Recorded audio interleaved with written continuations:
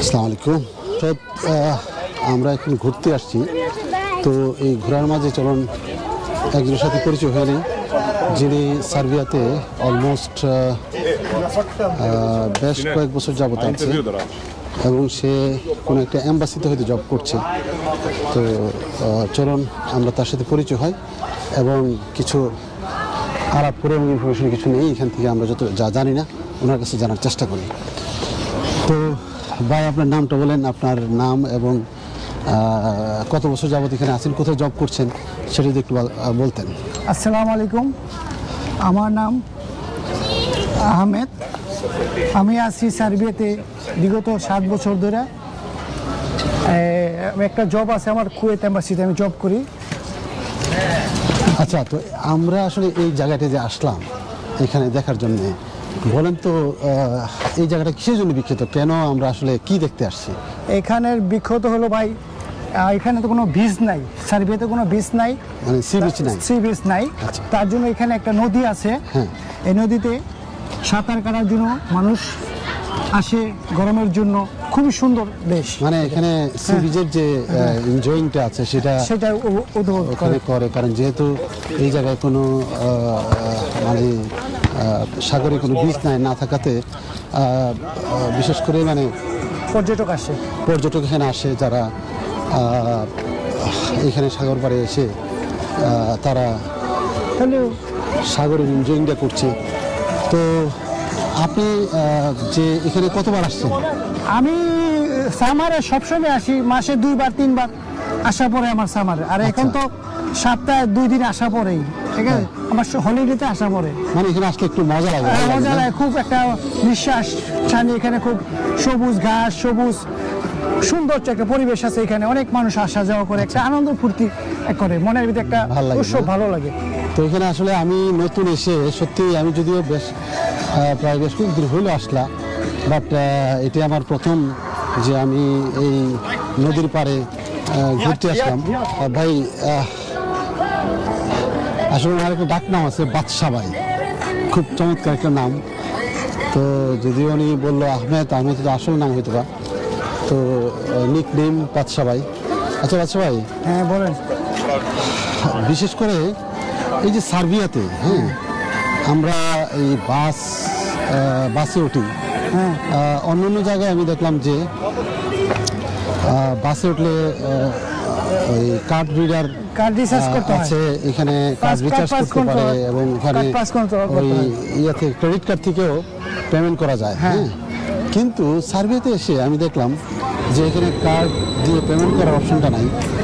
আর আমি এই পর্যন্ত যে কতবার বাসে উঠলাম একবারও চেকার দেখলাম না। একবার চেকার দেখছি, যে চেকার হলো যে আমাকে জিজ্ঞেস করলো তোমার টিকিট কোথায়। আসলে আমি যেহেতু টিকিটটা কোথায় কাটে জানতাম না বা জানি নাই, যার কারণে আমি টিকিট দেখাতে পারিনি। আর দেখাতে না পারার কারণে ওই যে যেটা বললাম, কার্ড না থাকে তাহলে ফাইন করে। হ্যাঁ, কিন্তু এখানে ফাইন টেন করলো না, 2জন চেকার উঠলো, সাথে একজন পুলিশ, যেটা আমার আসলে নতুন অভিজ্ঞতা হলো। এই পুলিশ এসে দাঁড়াই থাকলো বাসে, আর 2জনে চেক করলো। তো চেকটা করার পরে ফাইন না করে চলে গেল। তাহলে এখানে আপনার অভিজ্ঞতা কি? এই যে আপনি তো অনেক বছর যাবত আছেন, তো এর মধ্যে কখনো কি এরকম পরিস্থিতি সম্মুখীন হয়েছেন কিনা চেকারের? হ্যাঁ ভাই, অনেকবার হয়েছি। তারা এখানে কিছু বলে না, তারা বলে ঠিক আছে, সমস্যা নেই, এখানে আমাদের মেহমান, কোনো সমস্যা নেই, ঠিক আছে। এরা কোনো ফাইন টাইন কিছু করে না ভাই, খুব ভালো দেশ, খুবই ভালো। আমি 7 বছর ধরে সার্বিয়াতে আছি। আমি অবাক লাগলো এখানে যে এই এরা ফাইন করলো না, এবং আমি দেখলাম যে 1 সপ্তাহ যদি আমি ট্রাভেল করি, 1 সপ্তাহের মধ্যে একবারও মানে খুব একটা এই চেকারের দেখা মেলে না। তো এবং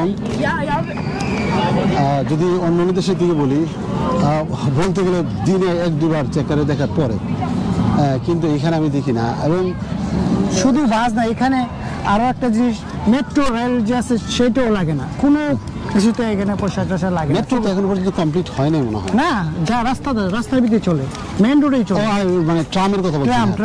ট্রাম মানে চেকার খুবই কম। এরা আমার মনে হয় চিন্তা করে যে পাবলিক ট্রান্সপোর্ট দিয়েছে পাবলিকের চলাফেরা করার জন্য, টিকিট কাটলো না কাটলেও নাই। সো এরকমভাবেই হয়তো এই ট্রান্সপোর্টের ব্যবস্থাটা করে দিয়েছে, যা পাবলিকের কিন্তু পাবলিকের টাকা দিয়ে বাস ক্রয় করেছে, পাবলিকরা চড়ছে। সো এটাই আমার সরকারের জন্য হ্যাপিনেস আমার কাছে মনে হয়, তাই না? হ্যাঁ অবশ্যই। আদারওয়াইজ এখানে কোনো মানে আমি এইরকম অবস্থা আসলে কোথাও আমি দেখি নাই যে ইয়ার মধ্যে মানে কোনো চেকার ওরে না, চেকার না। ভালো দেশ, দেশটা খুবই সুন্দর দেশ ভাই, এটা ঠিকই বলছেন, খুবই সুন্দর চমৎকার দেশ।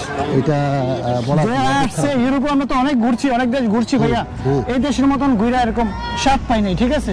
সেই স্বাদ। আচ্ছা খুব অনেক মজা পেতেছেন না? আসলে আমার কাছে কিন্তু অনেক ভালো লাগতেছে এখানে, কিন্তু মানুষেরও খুব ভালো, বাংলাদেশিরা যে এখানে কাজ করে, তো বেতন কেমন আসলে? বেতন চলে সামান্য 500 থেকে 550 একটা বেসিক কাজের উপর, 700-800 এরকম হয়, নিচে 550 টাকা। 550 ইউরোর মতো? ইউরো 550 ইউরো, 100 টাকা, 100 ইউরো দেয় খাবার, থাকা দেয় ফ্রি, আর দেখা যাচ্ছে থাকা খাওয়া ফ্রি, আর হলো 500-550 ইউরো পাওয়া যায়, মানে বাংলাদেশি টাকা প্রায় অলমোস্ট 70-80 হাজার টাকার মতো, 70,000 টাকার উপর আর কি। সো এটা আসলে খুবই ভালো, কিন্তু দুঃখের বিষয় হলো আমি জানি না আমাদের বাংলাদেশে এই ব্যাড একটা হ্যাবিট আছে, অন্য দেশের মতো সব দেশের মতো ব্যাড একটা হ্যাবিটটা হলো যে এসে বাঙালিরা থাকতে চায় না। এটা বাজে একটা অবস্থা। ইউরোপের স্বাদ পাইছে, এরা কি পাইছে ইউরোপে আমি বুঝলাম। ইউরোপ তো এটা তো ইউরোপ মানে সার্বিয়া থেকে ইটালি যাই বাচ্চা, ইটালি জার্মান, ওখানে গিয়ে কিন্তু খুব ভালো থাকতে পারে না, ওখানে গিয়ে কাগজ হয় না, কিছু হয় না, রিফিউজি। হ্যাঁ, ওখানে তো টিআরপি পাচ্ছে, সব কিছু পাচ্ছে, অথচ এখানে বেতন পাচ্ছে, সব পাচ্ছে। আমি জানি না এখান থেকে কি একটা মানে প্র্যাকটিস হলো বাঙালি রাইসে চলে যায়, অথচ এখানে নেপালি আছে, ইন্ডিয়ান আছে, ওরা কিন্তু এই শ্রীলঙ্কা আছে, এরা কিন্তু সুযোগটা চলে যাওয়ার জন্য দেশের জন্য উন্নত করতেছে তারা। এই জন্য আসলে বাংলাদেশের ভিসার রেশিওটা অনেকটা কমে দিছে, কমাই দিছে। সো একটু বাইরে গেছে, তাই না? আচ্ছা, আপনার এই যে পুরাতন একজন মানুষ হিসাবে, আপনার কি অ্যাডভাইস যারা আসলে সার্বিয়াতে আসার চিন্তা করছে বা আসার জন্য ভাবছে, তো এদের ব্যাপারে আপনার অ্যাডভাইস বলেন। আমি বলবো আসেন সার্বিয়াতে, সার্বিয়া খুব ভালো দেশ, খুব সুন্দর। আপনারা পলায় যাওয়ার চিন্তা ভাবনা করেন না, দেশের বদনাম করেন না। সার্বিয়াতে কোনো এক সময় আপনি টিএসসি ফ্যামিলি নিয়ে আসতে পারবেন, ঠিক আছে? এই সামনে টিএসসি দিয়ে দিব, বেশি দিন নাই। আমি আজকে অল্প কিছুদিনের জন্য এখন তো টিএসসি তো অলরেডি স্টার্ট হয়ে গেছে, তারপর যারা আগে তো ভিসা এক্সটেন্ড করতে শুরু হয়ে গেছে, এখন দেওয়া শুরু করবো, আর কোনো সমস্যা নাই। আপনার ফ্যামিলি নিয়ে আসতে পারেন ভাই, সার্বিয়া খুবই সুন্দর দেশ। সুতরাং বাইরে জায়গা পলায় যায়, আমাদের দেশের জন্য সত্যি খারাপ একটা। আর আমাদের সরকার কাছে আপনার কি, যেমন ধরেন আপনার ম্যাক্সিমাম এম্বাসিগুলো আমাদের দেশের মানে আমাদের দেশে যা মানে ওয়ার্কার বলেন বা ট্যুরিস্ট বলেন, ট্যুরিস্টদের তো অথরাইজ করা আছে বিভিন্ন এম্বাসি, তো যারা ডি ক্যাটাগরি ভিসার জন্য যায় ম্যাক্সিমামই দেখা যাচ্ছে যে ইন্ডিয়াতে যাওয়া লাগে। তো সরকার যদি ওই আন্তর্জাতিক যে রিলেশনটা আছে এটা যদি একটু মোটামুটি বিল্ড আপ করে, আন্তর্জাতিক রিলেশনটা যদি ভালোভাবে কমিউনিকেশন করে, এম্বাসিগুলো কি বাংলাদেশে অত শুধু ভিসা সেকশনটাকে আমাদের এখন দরকার হয়েছে সার্বিয়ার বাজারটা যদি ধরতে হয়, আমাদের বাংলাদেশ এম্বাসি খোলা দরকার আছে এই দেশে। খুব জরুরি একটা বাংলাদেশে সার্বিয়ার এম্বাসি, আমাকে বাংলাদেশে সার্বিয়ার এম্বাসি খোলা দরকার আছে, আর সার্বিয়াতে আমাদের বাংলাদেশ এম্বাসি খোলা দরকার আছে, প্রয়োজন, ঠিক আছে? তাহলে আমাদের দেশের অর্থনীতি আরো চাঙ্গা হবে, ঠিক আছে? আমাদের অনেক বাংলাদেশে যারা আছে অনেকে ওই সার্বিয়া মনে হয় বাংলাদেশ এম্বাসি যে ইটালি আছে, সো এটা দেখাশোনা করে। আর যে অনারারি কনসুলার আছে বিশেষ সার্বিয়াতে, এই লোকটা সুবিধার না। সো আমি জানি না হয়তো বাংলাদেশ সরকার এই লোকটাকে কীভাবে সিলেকশন করলো এজ এ অনারারি কনসুলার হিসাবে। তো সে খুব একটা সাপোর্ট করে বলে আমার কাছে মনে হয় না। হ্যাঁ, তো আমি মনে করি যে আমাদের বাংলাদেশের সরকারকে আপনারা একটু সার্বিয়ান সরকারের সাথে একটু কমিউনিকেশন করে আপনারা এখন ভিসা আনার জন্য বাংলাদেশের ডি ক্যাটাগরির যে ক্যান্ডিডেট তারা যেতে হয় না, কিন্তু তারপরেও যদি কনসুলেট অফিসটা নিয়ে আসা হয় তাহলে মনে হয় যে আরও সহজ হতে পারে। একটা জিনিস হলো যে আমি সবাইকে একটা কথাই বলবো যে যখনই আপনি বিদেশে আসেন বা বিদেশে আসার আগে প্রথমেই চিন্তা করতে হবে যে আপনি অবশ্যই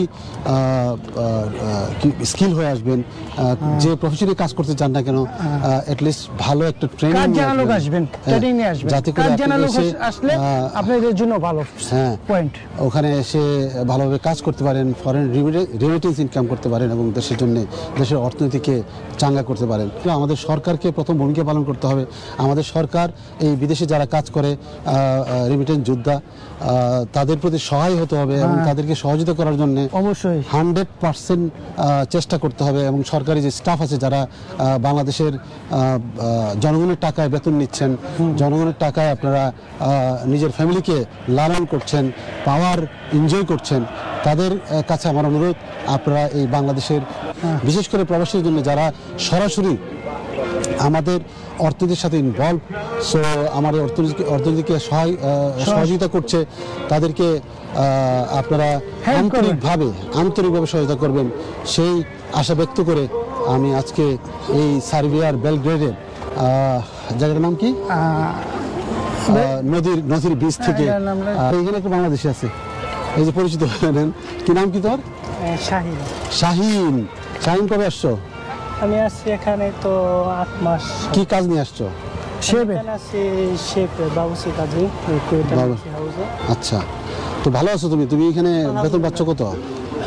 এখানে আমাকে দিতেছে 600 তো অনেক টাকা মোটামুটি। হ্যাঁ, থাকা খাওয়া ফ্রি, সব ফ্রি। সুপার। ওকে, ঠিক আছে। তোমার বাড়ি কোথায়? আমার বাড়ি হচ্ছে ঢাকা নবাবগঞ্জ। Very good. ঠিক আছে শাহিন, তুমি ভালো থাকো। ওকে, সবাইকে ধন্যবাদ জানিয়ে ধন্যবাদ। আসসালামু আলাইকুম। আসসালামু আলাইকুম।